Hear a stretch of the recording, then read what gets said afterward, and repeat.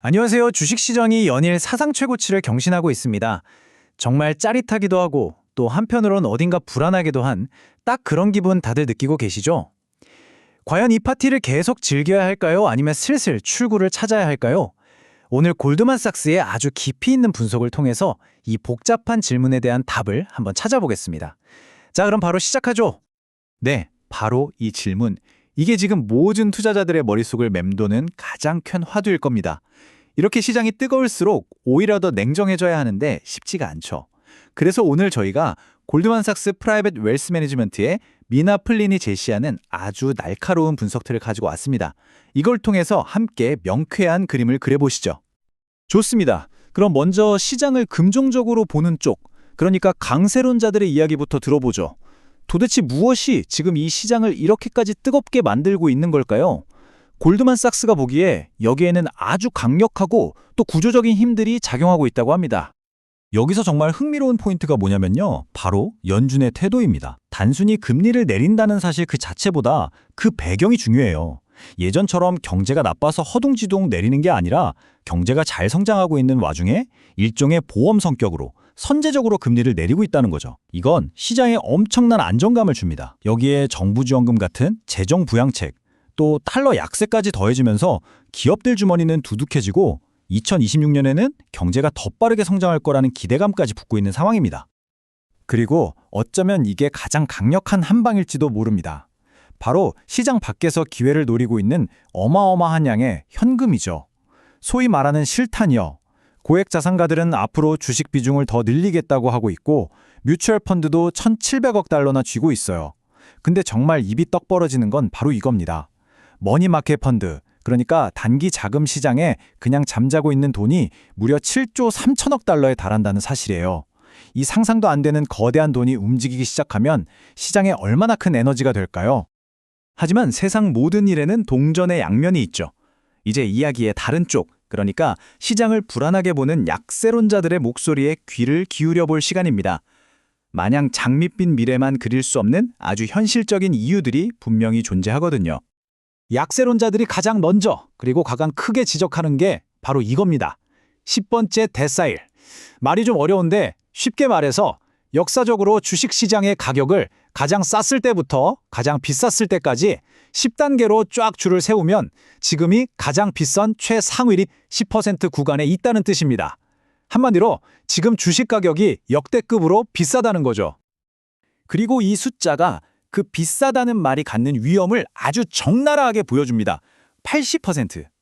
과거 데이터를 보니까 시장이 이렇게 비싼 구간에 진입했을 때 10% 정도의 시장 조정, 그러니까 하락이 올 확률이 무려 80%에 달했다는 겁니다. 와, 80%면 정말 높은 확률이죠? 많은 투자자들이 왜 불안해하는지 바로 이해가 가는 대목입니다. 그런데 말입니다. 여기서 아주 중요한 반전이 나옵니다. 골드만삭스의 미나 플린은 딱 잘라 말해요. 밸류에이션, 즉 가격이 비싸다는 사실 하나만으로 미래를 예측하는 건 절대 금물이다 라고요. 아니 방금 80% 확률로 떨어진다면서요. 그런데 왜 시장을 떠나면 안 된다는 이런 강력한 메시지를 던지는 걸까요? 그 대답이 바로 이 숫자 플러스 200%에 담겨 있습니다. 정말 놀랍게도 시장엔 2016년 12월부터 지금까지 쭉 그 역사적으로 비싼 영역에 머물러 있었어요. 그런데 그 기간 동안 수익률이 얼마였는지 아세요? 무려 200%가 넘게 올랐습니다. 만약 그때 너무 비싸 하고 시장에서 빠져나왔다면 정말 어마어마한 삼승장을 그대로 놓쳐버렸겠죠.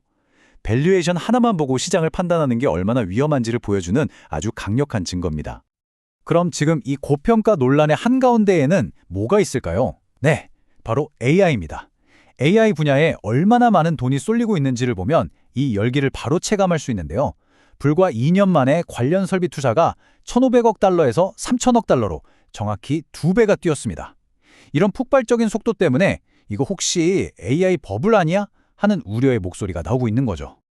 자, 그럼 이제 강세론과 약세론의 주장을 모두 테이블 위에 올려놓고 종합적으로 판단해 볼 시간입니다. 과연 지금의 이 AI 열풍은 과거 닷컴 버블 같은 거품일까요? 아니면 그때와는 완전히 다른 새로운 이야기일까요? 그의 답은 기업의 기초 체력, 바로 펀더멘털에 숨어 있습니다. 이 표 하나가 사실상 모든 걸 설명해 줍니다. 2000년 닷컴 버블 때와 지금은 그냥 질적으로 달라요. 우선 주가가 얼마나 고평가됐나 보는 PER 지표가 당시엔 50배에 달했지만 지금 AI 리더 기업들은 약 28배 수준으로 훨씬 합리적입니다. 더 중요한 건 재무 상태인데요. 과거엔 버는 돈 족족 전부 투자에 쏟아부어서 현금이 마를 날이 없었다면 지금 기업들은 현금 흐름의 절반 정도만 투자하면서 안정적으로 운영하고 있죠. 그리고 결정타, 바로 수익성입니다. 자기자본이익률 ROE가 무려 65%에 달해요. 2000년대 기업들은 적자만 안 나도 다행이었는데 이건 뭐 차원이 다른 숫자입니다. 네, 바로 이겁니다. 이게 핵심이에요. 오늘날 시장을 이끌고 있는 이 기업들은 막연한 기대감이나 뜬구름 잡는 이야기가 아니라 눈에 보이는 실제 이익과 아주 탄탄한 재무 구조라는 두 개의 다리로 굳건히 서 있다는 겁니다. 이게 바로 2000년 닷컴 버블과의 결정적인 근본적인 차이점입니다. 여기서 분석의 깊이를 한 단계 더 들어가 볼까요? 보통 경제가 좋아지고 금리가 내려가면 몸집이 가벼운 소형주가 더 잘 낀다고도 생각하잖아요. 그런데 골드만삭스는 잠깐만요 하고 제동을 겁니다.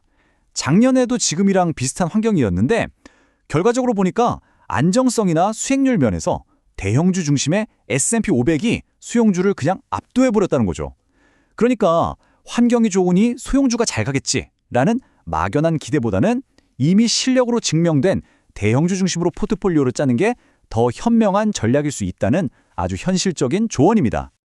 자, 그럼 이 모든 분석을 종합해서 그래서 우리는 구체적으로 어떻게 행동해야 할까요? 이 복잡하고 변덕스러운 시장에서 길을 잃지 않도록 도와줄 골드만삭스의 명쾌한 투자 전략, 그 플레이북을 한번 열어보겠습니다. 전략은 아주 명쾌하고 간단합니다. 첫째, 사상 최고치라는 말에 겁먹고 성급하게 시장을 떠나지 마세요. 둘째, 만약 투자할 현금이 있다면 한 번에 몰빵하지 말고 앞으로 6개월에서 길게는 18개월에 걸쳐서 차곡차곡 나눠서 사세요. 이른바 분할 매수로 단기적인 흔들림을 오히려 기회로 삼는 겁니다.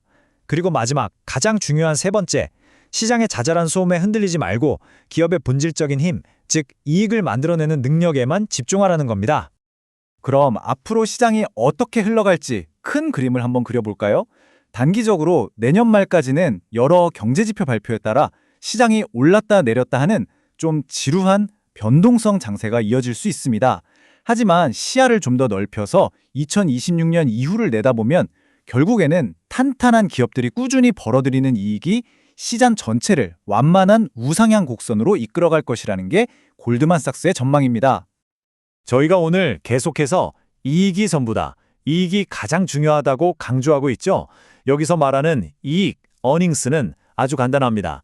기업이 장사해서 남긴 순수한 돈, 바로 순이익을 뜻합니다. 장기적으로 봤을 때 주가를 움직이는 가장 근본적이고 가장 강력한 엔진은 다른 어떤 것도 아니고 바로 그 기업이 얼마나 꾸준히 돈을 잘 버느냐, 바로 이 능력에 달려있다는 사실을 절대로 잊으시면 안 됩니다. 오늘 우리는 사상 최고치 시장을 둘러싼 낙관론과 비관론, 그리고 그 이면에 있는 데이터들을 아주 깊이 있게 파헤쳐봤습니다. 결론은 생각보다 명확하죠? 단기적인 시장의 오르내림이나 비싸다, 싸다 하는 가격표에 흔들리기보다는 기업의 근본적인 이익 창출 능력에 집중하는 것, 그것이야말로 현명한 투자자의 길이라는 겁니다. 자, 이 질문을 마지막으로 던지면서 마무리하겠습니다. 시장을 움직이는 궁극적인 힘이 이익이라면 지금 여러분은 무엇에 집중하고 계신가요?